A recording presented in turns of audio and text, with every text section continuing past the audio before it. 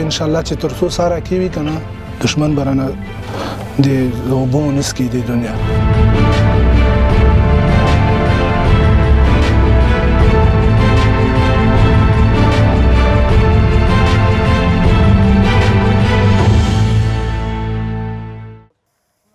د یوه ځانګړي ځواک یا کمانډو جوړېدو لپاره هڅې او تمرینات. ځانګړي ځواکونه د سختو او خاصو عملیاتو ترسره کولو لپاره درانه تمریناتو ته اړ دي.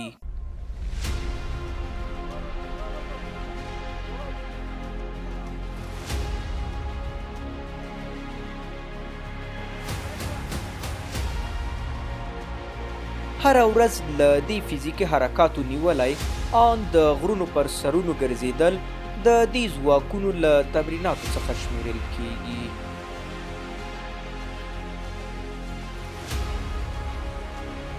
یوه ورځ د کمانډوي ځواکونو سره ورځ د هیواد ملي بیرغ په درناوي پیلیږي. د افغانستان د اسلامي جمهوریت د ملي بیرغ د پورته کولو لپاره مخامخ سلام سره سلام کوي.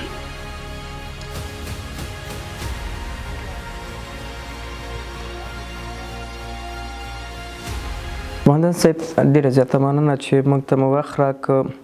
ستاسو په نظر وسلوال تاسو ته څه ډول تعریف لري؟ وسلوال یو بیگانه او اجنبي نوکران دي چې د ډېر ناچیزو د پیسو په مقابل کې خپل وګړي وژني، اختطاف کوي او د نورو خلکو په خدمت کې دي.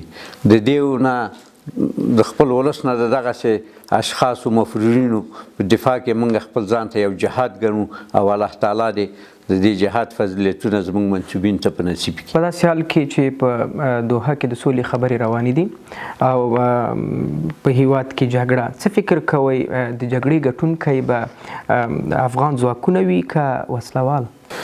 موږ په دې متیقن یو چې دا جګړه د افغانانو جګړه نه ده، دا یو تپل شوې جګړه ده چې یو څو نفره نوکران او اجنبیان یې نیولي دي او دا تحمیلي دا جګړه په دې معنی. خو موږ په هر حالت کې موږ جګړې ته آماده یو چې د صلح په خاطر باندې موږ خپل ښه عالي مورال لرو، ښه وسله لرو، ښه تجهیزات لرو، ښه سنبال شوي خلک، ښه تعلیم و تربیه لرو. په کمترین وخت کې د مملکت په سر راسر کې د افغانستان کې موږ کولی شو چې په ډېر کم وخت سره دشمن مخو ته بندش په صفت هغه ته شکست ورکړو. موږ حاضرېدلی شو، موږ چمتووالی دې ته لرو چې ښه جګړه وکړو.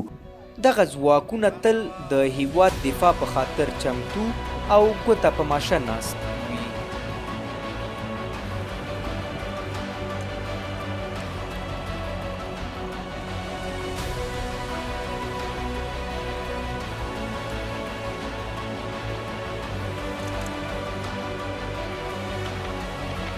موږ په دواړو صورت کې حاضري، موږ صلح ته آمادګي نیسو چې دا یو آمادګي په ذات کې ذاتاً په خپله د جګړې دپاره هم ده.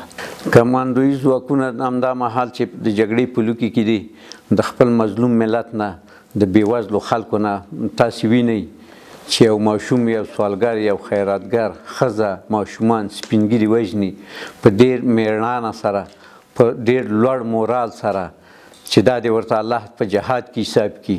د خپل خلکو نه، د بېوزله ولس نه په میړانه دفاع کوي او آماده او چمتووالی لري د دې ملک. د افغانستان پیچلې او تودې جګړې ته کمانډو هغه ځواک دی چې د جګړې پایله بدلولی شي.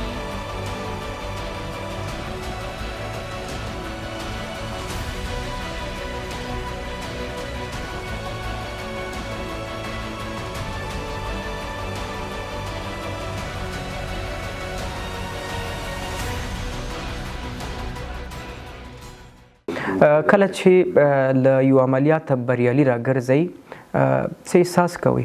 ډېر د خوشحالۍ او د آرامش احساس کوو او شکر وباسو چې موږ خپل ملت ته دغه مکار دغه خاص شوی دغه غلامان دا د پردیو په خدمت کې خلک دوی ته ماته ورکړه دوی یو نوع غروريت لرو یو نوع افتخار لرو. د معلوماتو پر اساس د افغانستان د کمانډوي ځواکونو شمیر شاوخوا 12,000 تنو ته رسیږي. د دغو ځواکونو عملیاتونه لږ تر لږه 2 ساعتونه وي، خو داسې عملیاتونه هم شته چې تر 20 ورځو دوام کوي.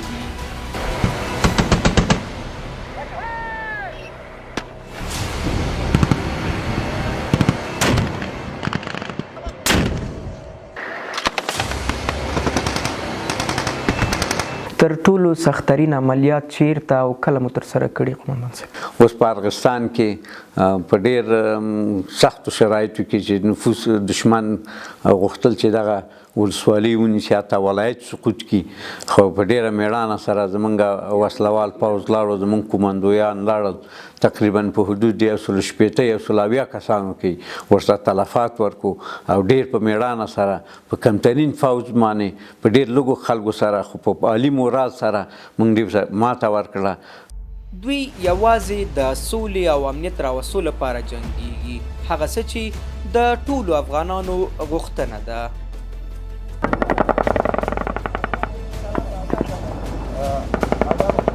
زه چې کله دشمن سره مخامخ کېږم که نه خندا مې په خولې راځي او انشاءالله دشمن ته به غاښ ماتونکی جواب ورکوو او انشاءالله دشمن ته دومره وایو چې بس دی نوره وطن جنگ نور نه غواړو، بس د صلح وکړي چې وطن جوړ شي. برای دشمنان ملت افغانستان خواهش ما اینمی است که بیایند در پروسه صلح بپیوندند، اگر نه به زودترین فرصت به امید از الله نیست و نابودشان نکنیم به امید از خدا.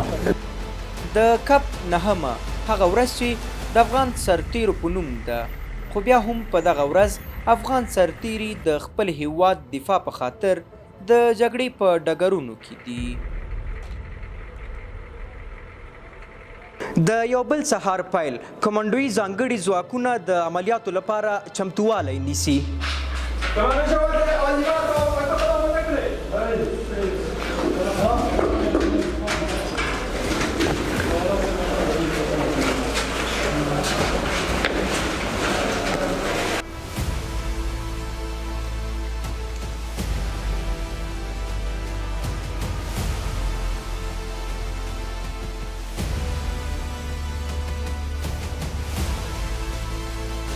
څومره وخت کېږي چې کور ته نه یې تللی؟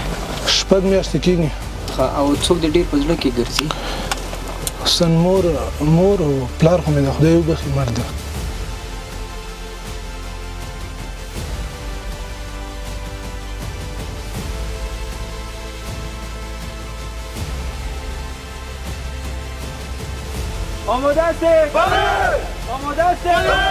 دلته د ځواکونو ډلګۍ مشر سرتیرو ته د عملیاتو لارې چارې روښانه کوي.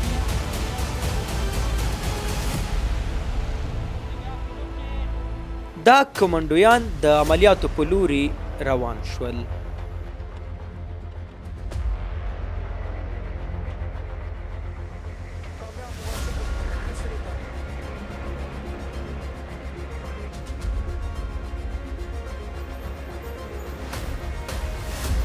کمانډوي ځانګړي ځواکونه یو عملیات ته روان دي، مونږ ورسره عمل یو، ګورو چې دا عملیات څومره بریالی کیږي.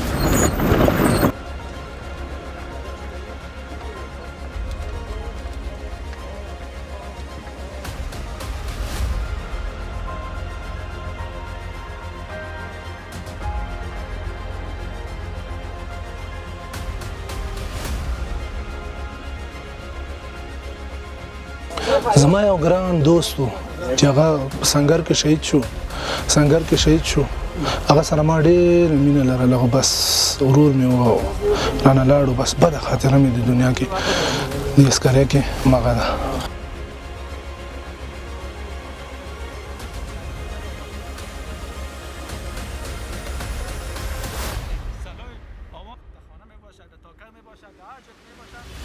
ځانګړي ځواکونه خپلې موخې ته نږدې شوي غواړي د نن شپې عملیاتو ته چمتووالی ونیسي. د ځینو امنیتي ستونزو له کبله موږ ته اجازه نشته تر څو د شپې عملیاتو کې ګډون وکړو. ما بخیر در دفاع موفق شدیم. نعره تکبیر! نعره تکبیر! زنده باد افغانستان!